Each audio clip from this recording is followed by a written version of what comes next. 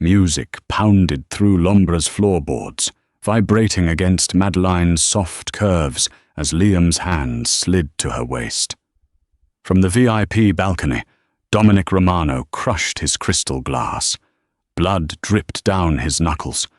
A plus-size accountant dancing with a dead man walking. His next move would rewrite the underworld's rules.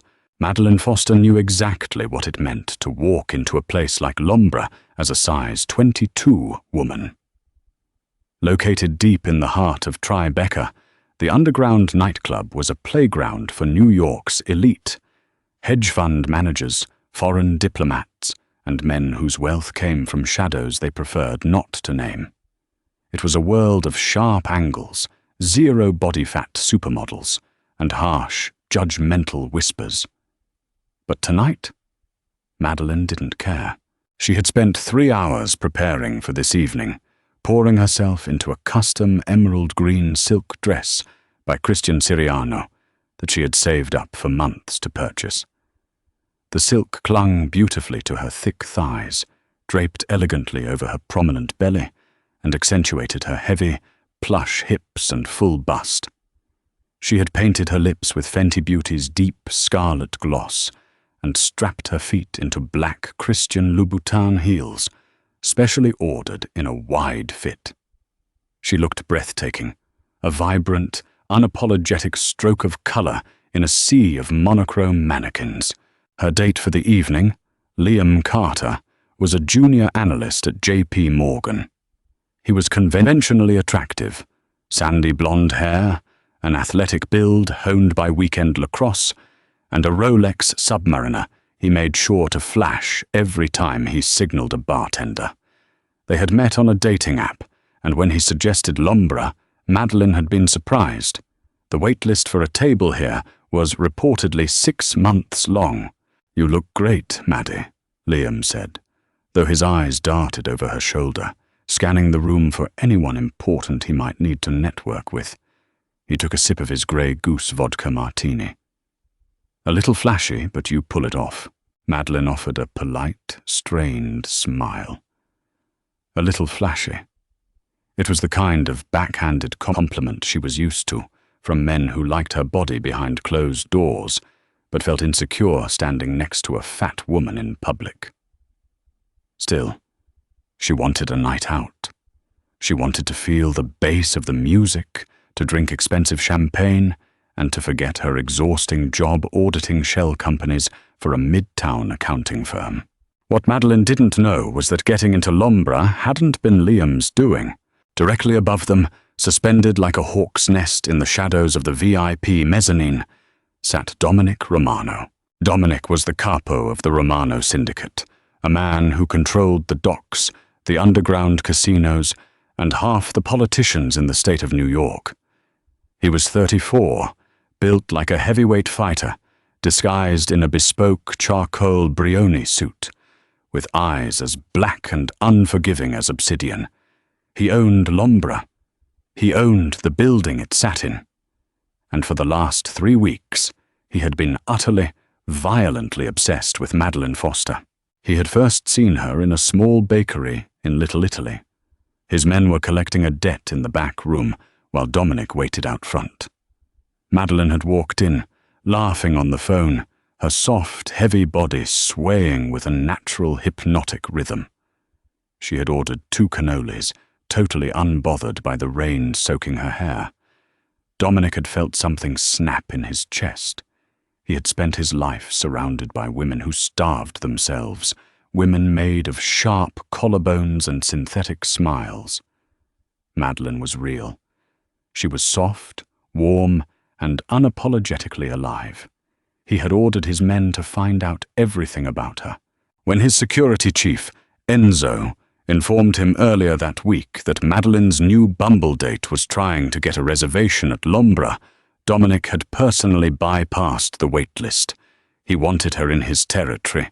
He wanted to watch her. But watching Liam Carter place his hands on her was pushing Dominic to the edge of his sanity. "Boss," Enzo murmured, stepping out from the shadows of the private booth. "Carter is a nobody. He's trying to impress his bosses at Morgan. But he's getting sloppy drunk. Dominic didn't respond. He brought a crystal tumbler of Macallan 1926 to his lips, his gaze locked on the dance floor below. The neon lights cut through the fog, illuminating Madeline's emerald dress. She was glowing, but Liam was ruining it. The man was swaying offbeat, holding Madeline by the hips with a grip that was entirely too possessive for a third date.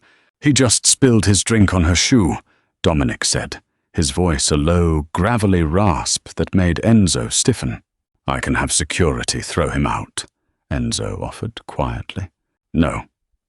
Dominic's grip tightened on the glass. He's touching her waist. He's squeezing her. Liam, emboldened by the alcohol, pulled Madeline closer. His hand slid down to her lower stomach, not with reverence, but with a sloppy, groping familiarity that made Madeline physically flinch.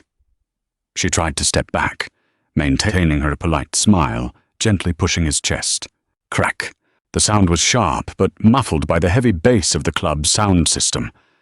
Enzo looked down. Dominic had crushed the Baccarat crystal tumbler in his bare hand.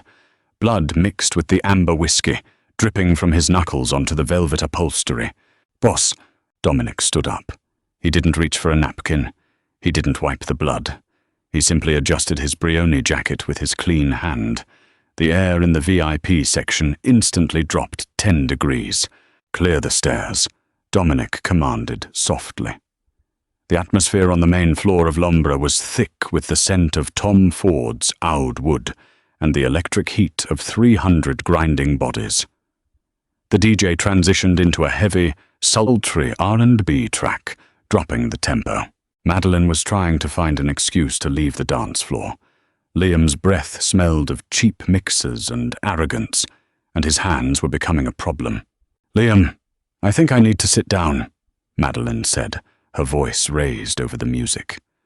She tried to pry his hand off her soft waist. "Come on, Maddie, don't be boring," Liam slurred, leaning in heavily. His fingers dug into the plush flesh of her hip, pinching it in a way that stung. "You're lucky I brought you here. Guys like me don't usually take girls your size to places like this." The words hit Madeline like a physical slap. The vibrant confidence she had walked in with began to crack, a hot flush of humiliation rising to her cheeks. She took a definitive step back, her red bottom heels clicking against the glass floor. "Don't talk to me like that. I'm going to get my coat." "Hey, wait, I didn't mean—" Liam reached out, grabbing her wrist roughly. Suddenly, the suffocating crowd around them evaporated. It didn't just part, it recoiled. Madeline blinked, confused, as the wealthy patrons of Lombra scrambled backward, abandoning their drinks and their dates, clearing a massive 20-foot radius around where she and Liam stood. The temperature in the room seemed to plummet. Even the DJ, noticing the sudden chaotic shift on the floor, hastily faded the music down to a low, barely audible hum. The silence that fell over the club was deafening, suffocating, and terrifying. Madeline turned her head. A man was walking towards them. He moved with the terrifying, unhurried grace of an apex predator. He was tall, broad-shouldered, and dressed impeccably in a dark suit. But it was his face that made Madeline's breath hitch. Chiseled, rugged, with a jagged scar cutting through his left eyebrow, and eyes that were fixed on Liam with a murderous intensity. Blood was dripping steadily from his right hand, splattering silently against the pristine illuminated floor tiles. Liam finally noticed the silence. He turned, still holding Madeline's wrist. His arrogant smirk faltered the second he saw the man approaching. The color drained completely from the junior analyst's face, leaving him a sickly, chalky white. Let him through," Liam stammered, thinking the man was just passing by to get to a VIP booth. He tried to pull Madeline out of the way. Dominic Romano didn't walk past. He stopped exactly 2 feet in front of them. Up close, Madeline realized how massive he was. He radiated heat and danger, smelling of expensive tobacco, copper, and power. For 3 agonizing seconds, Dominic just stared at Liam's hand wrapped around Madeline's wrist. "You're bruising her," Dominic said. His voice wasn't a shout. It was a low, terrifying vibration that carried effortlessly through the dead, silent room. Liam swallowed hard, panic setting in as he recognized who he was looking at. Everyone in the financial district knew the rumors about the Romano family. "Mr. Romano, I didn't realize. We were just dancing." "Let go of her."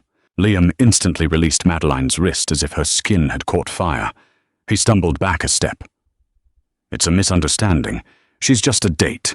Honestly, she's lucky I even—" In a blur of motion too fast for a man his size, Dominic's bloody hand shot out. He didn't punch Liam. He grabbed the lapels of Liam's expensive blazer, twisted the fabric, and yanked the younger man forward until they were nose to nose. Madeline gasped, her hands flying to her mouth. The entire club held its collective breath. 6 massive men in black suits, Dominic's security, materialized from the shadows, forming a lethal perimeter around the trio. "Listen to me very carefully, you pathetic little worm," Dominic whispered. Though in the silence, Madeline heard every word. "If I ever see your face in my city again, if you ever breathe the same air as this woman, I won't just kill you. I will dismantle your entire life. I will take your job, your family's pension, and your pathetic trust fund, and then I will feed your hands to the stray dogs in the Bronx. Nod if you understand." Liam, hyperventilating, gave a frantic, jerky nod. Dominic shoved him backward. Liam tripped over his own feet, scrambling up in sheer terror. He didn't look at Madeline. He didn't look back. He shoved past the frozen crowd and ran toward the exit, as if the devil himself were on his heels. Madeline stood frozen, her heart hammering against her ribs like a trapped bird. She felt exposed, vulnerable. She was a heavy woman in a high-fashion club, abandoned by her date, standing face to face with a bleeding mob boss, while hundreds of people stared. The humiliation Liam had sparked was threatening to boil over into tears. She wrapped her arms around her stomach, trying to shield her body, wanting the floor to open up and swallow her. Dominic slowly turned to face her.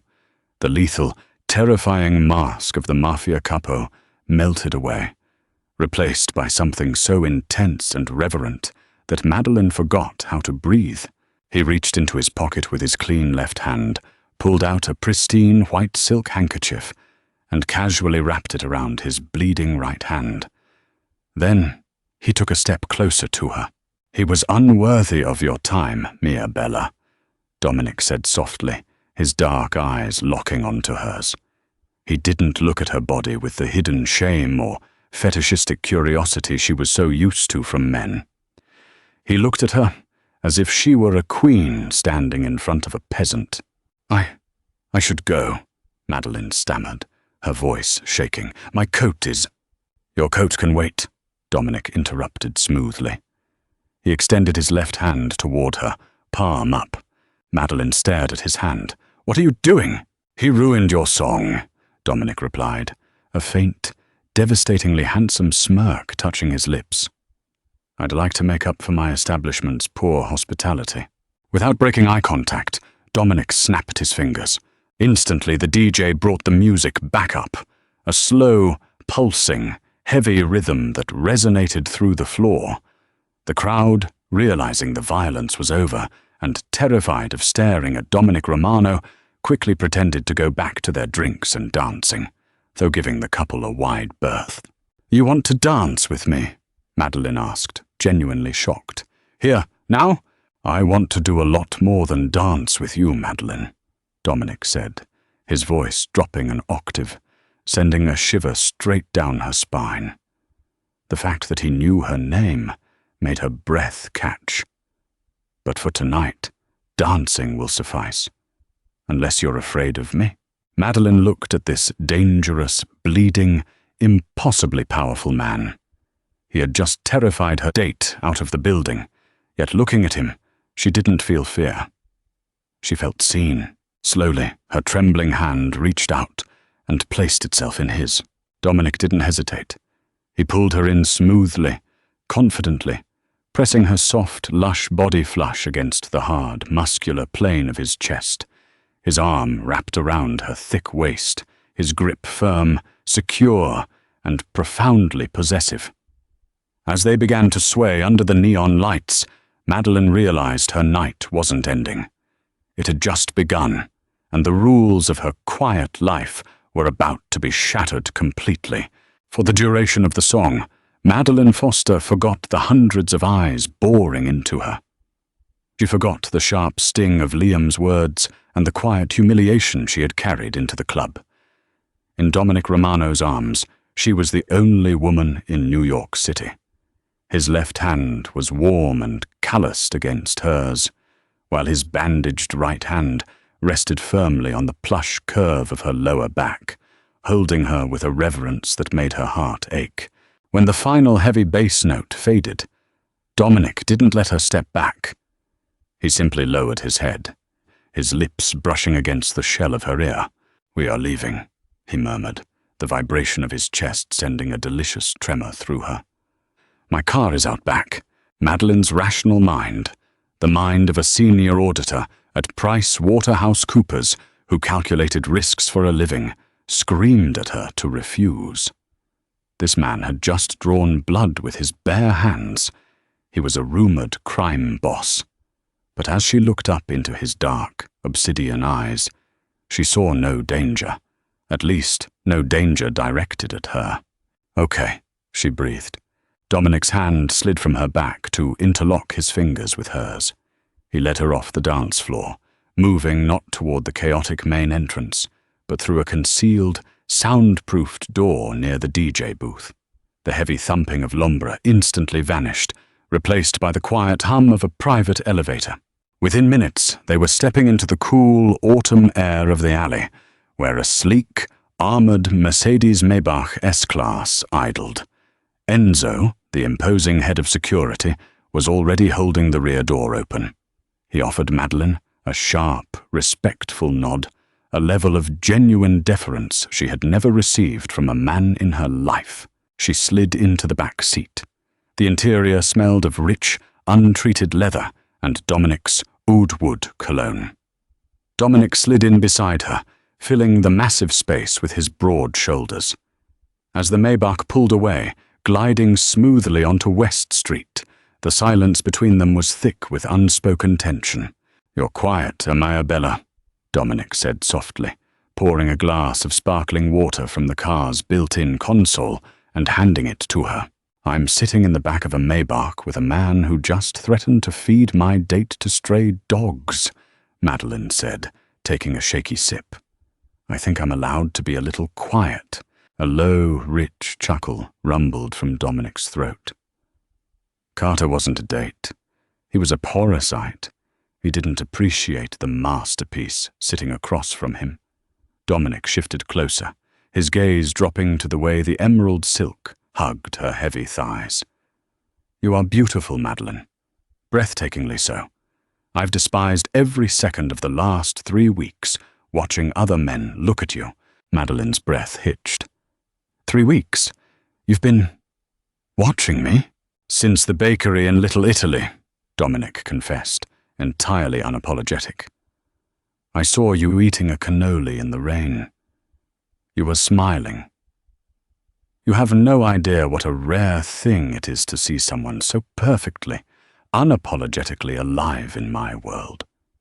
He reached out, his unbandaged hand gently brushing a stray lock of hair from her cheek. "I had my men do a background check. Madeline Foster, 30 years old, senior auditor at PwC. You live in a 2-bedroom in Astoria. You hate black licorice, and you buy custom dresses because the fashion industry is too blind to realize that true beauty requires softness, not sharp edges." Madeline's heart hammered a frantic rhythm against her ribs. She should have been terrified by the invasion of privacy, but the raw, naked hunger in his eyes paralyzed her. Men had always tried to hide her. They wanted her in dark bedrooms, but hesitated to hold her hand in public. Dominic Romano, A man who owned half the city was looking at her thick waist and heavy hips as if she were the Holy Grail. The Maybach pulled into a private underground garage beneath the Time Warner Center in Columbus Circle. Dominic led her into a private express elevator that shot up to the penthouse level. When the doors opened, Madeline gasped. The penthouse was a sprawling masterpiece of floor-to-ceiling glass, offering a stunning, unobstructed view of Central Park bathed in moonlight. But it wasn't the view that caught her attention. It was the dining table. It was set for two. Silver platters, glowing under low ambient lighting, were piled high with culinary masterpieces. "I had the sous chef from Per Se brought up," Dominic explained, helping her out of her coat and tossing it aside. He pulled out a chair for her. "I know you didn't eat at the club. Sit, please." Madeline sat down, overwhelmed. There was butter-poached lobster, Wagyu beef medallions, and rich truffle risotto. Usually, on dates, Madeline ordered a salad, terrified of the judgmental stare of a man analyzing her caloric intake. Dominic took the seat beside her, not across from her. He filled her plate himself, piling it high. "Eat, Madeline," he urged, his voice heavy with command and affection. "I want to watch you enjoy it. Never hide your appetite from me. Never shrink yourself in my presence." A tear slipped hot and fast down Madeline's cheek. She quickly wiped it away, but Dominic caught her hand. He pressed a kiss to her knuckles. "No one will ever make you feel small again," he promised fiercely. They ate, and for the first time in years, Madeline truly savored the food. Dominic asked her about her life, listening with rapt attention to her stories about her difficult clients and her annoying younger sister. He didn't look at his phone. He didn't look over her shoulder. He was entirely, intoxicatingly present. But the bubble of their romantic sanctuary was about to burst. Just as Madeline was taking a sip of the 2008 Dom Perignon Dominic had poured, the heavy mahogany doors of the penthouse study opened. Enzo stepped into the dining area. He didn't apologize for the intrusion, which told Madeline something was horribly wrong. Enzo's face was grim. He held a secure, encrypted tablet in his hands. "Boss, you need to see this. Palantir just finished decrypting Carter's burner phone." Dominic's posture went instantly rigid. The gentle, attentive lover vanished, and the Mafia capo returned. "Speak." Enzo glanced nervously at Madeline. "Carter wasn't just a bad bumble date, sir. He's underwater. $2 million in gambling debts. A week ago, Vincent Lombardi bought his markers." Dominic's eyes darkened to pitch black. The air in the room grew suffocating. The Lombardi crime family was Dominic's fiercest rival, controlling the illegal imports in Brooklyn. Why did Lombardi buy a junior analyst's debt? "He didn't buy it for Carter," Enzo said grimly. "He bought it for her." Enzo pointed at Madeline. Madeline froze, her wine glass suspended in midair. "Me? I don't even know who Vincent Lombardi is." Dominic stood up slowly. "Explain, Enzo, now." "Miss Foster's audit at PwC," Enzo said, sliding the tablet across the table. "For the last 2 months, she's been running the numbers on a mid-tier logistics firm called Apex Holdings." Madeline's jaw dropped. "Apex?" "Yes. I flagged them on Tuesday.